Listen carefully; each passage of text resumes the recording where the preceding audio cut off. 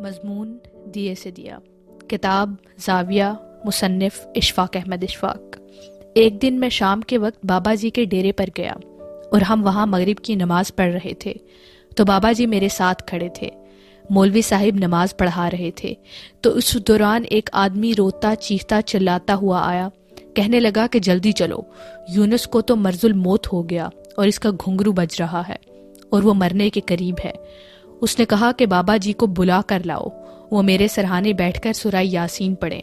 اس وقت ہم سب نماز ہی پڑھ رہے تھے تو بابا جی نے مجھے کوہنی ماری اور کوہنی مار کر کہا کہ بیٹا نیت توڑ دو۔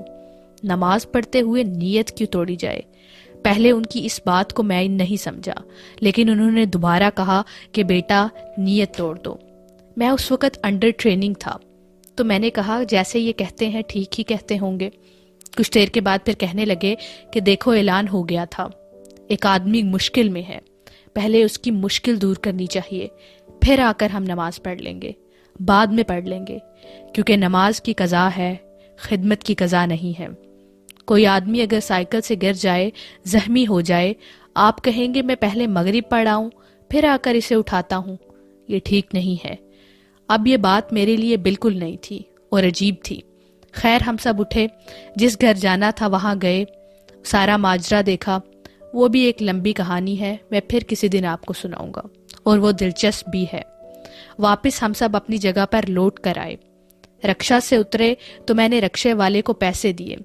اس کے کوئی 3 روپے 80 پیسے بنتے تھے، میں نے اس کو 4 روپے دے دیے۔ میں یہ سمجھا کہ میں نے بہت بڑا مارکا مارا ہے تو بابا جی نے پوچھا پت پیسے دے دیے؟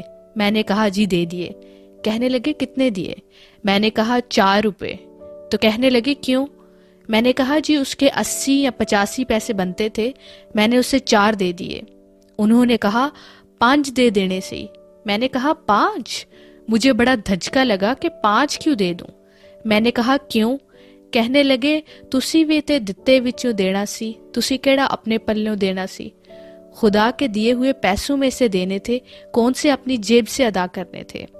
پھر اس بات نے مجھے تھوڑا سا ہلایا، لیکن میں نے اس کو سمجھا عقلی طور پر، اقتصادی طور پر۔ ایموشنلی یہ بات میرے اندر نہیں اتری، لیکن میں اس بات کے بارے میں سوچتا رہا، غور کرتا رہا۔